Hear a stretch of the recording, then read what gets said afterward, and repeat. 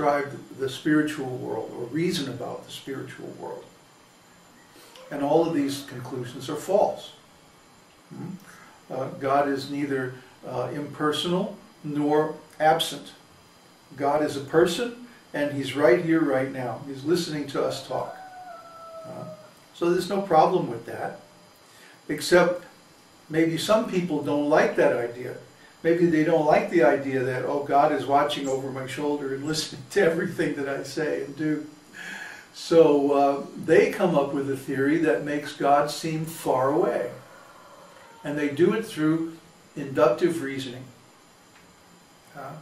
Just look around. You don't see God everywhere. But they don't understand that God cannot be seen with these eyes. God is seen through hearing. He's seen by hearing the holy name and by hearing the philosophy described by the self-realized souls. But before we can see like that, we have to be pure. So how do we get pure? Go in the bathroom and scrub down with soap? Well, that's a nice start.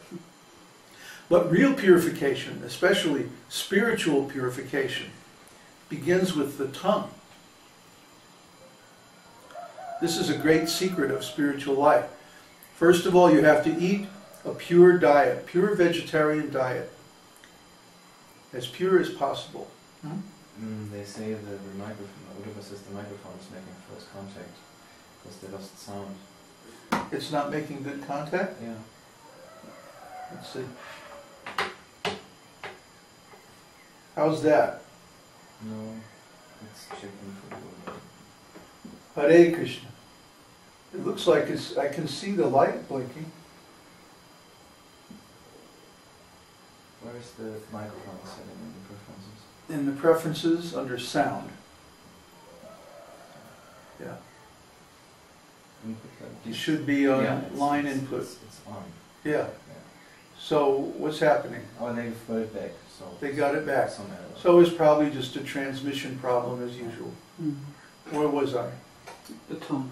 A vegetarian diet. Yeah. Vegetarian diet is the first way that we purify our tongue. And the most important way is by chanting the holy names. Always speaking the truth, being very sincere in our dealings with others, in our expressions to others, and by reciting this Vaishnava philosophy. So what's an example of deductive logic? Well, it depends on your definition of deduction. Florian, come here. No.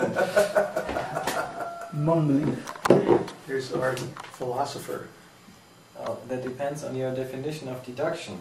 Deduction in the scientific term as we know it is you take a theory or some established so-called fact and then you derive knowledge from that. So you could say that for example, to take the fire example, that what do you call it? Friction causes heat, and then there is fire out of that. So you could say that if there is enough bamboo in the forest and the wind blows, there will be fire, and so you can check that with the induction and see, okay, there's fire. So we have this is deduction. Yeah, you derive an assumption from a theory. But we have another kind of deduction because we know the absolute truth, and so we derive it from there. We don't have to accept some theory or some so-called established fact, because we directly take spiritual knowledge and derive it from there. So the quality of our deductions is based on the quality of our assumptions. If our assumptions are good, then our reasoning will be good. The problem is that science and most other material philosophies make their deductions from so-called facts, which themselves have been arrived at by induction. For example, combinations of chemicals in the brain are the cause of consciousness, right? Or electrochemical activity in the brain is the cause of consciousness. Nobody knows this is true. They've just speculated it. But then they start making experiments based on this assumption, and they come up with all kinds of nonsense, like this particular area of the brain is responsible for one function, and this other area of the brain is responsible for another. And maybe we've seen at times that when people have injuries in those areas, that they lack those particular functions. And so this so-called evidence by deduction, based on a wrong fact to begin with, gives them the wrong conclusion that all kinds of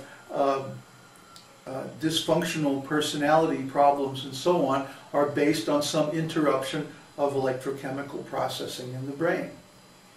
So that leads to creating chemicals that's supposed to balance that. And then all of a sudden everybody is popping pills from everything from depression to schizophrenia to whatever. This is a typical example of wrong deductive logic. But when we start with assumptions that are the absolute truth, then our deductions can never be wrong. So, does anybody remember what's the definition of absolute truth? Anybody in the internet audience?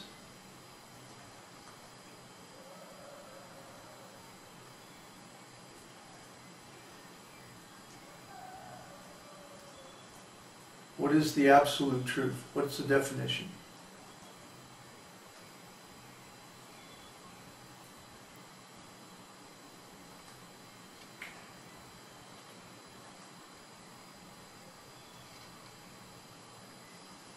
Swati says it never changes. It never changes. And?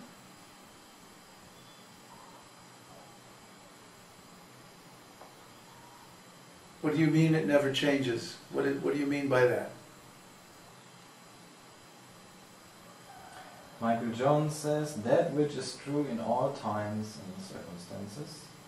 Okay. True for who? Stephen says, things that we all agree are absolutely true. No, because if our agreement is part of it, then it's not absolute, because it depends on our agreement.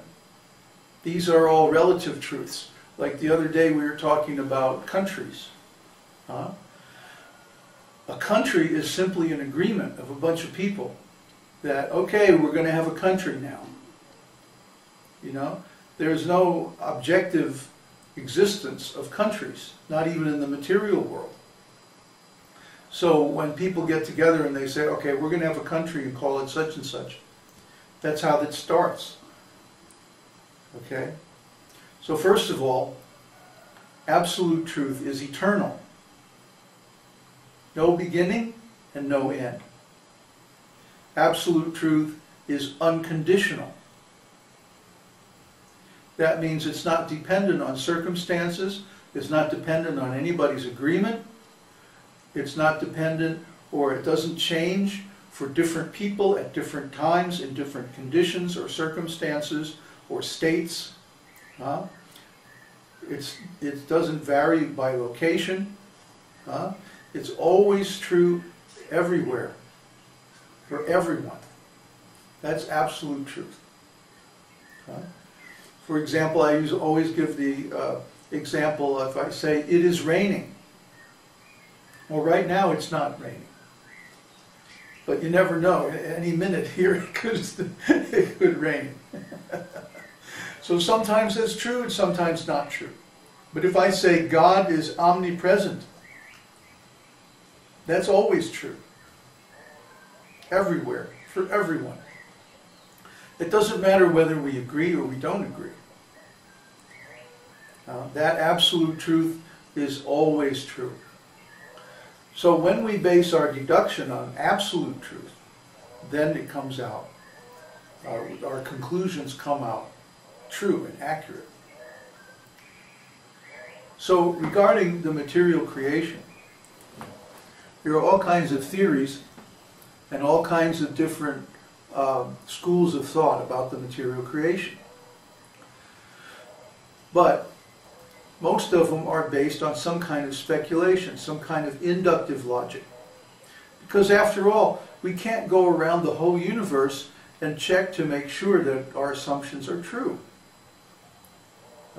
We don't really know what happened at the beginning of creation. If there was a big bang or how the whole thing got started. Nobody can go back and check. What are you doing? We are losing sound all the time. Well, turn off the video. They say it appears when you move. It appears when I move. Yes. But the mic, now it's back. the mic is going. I can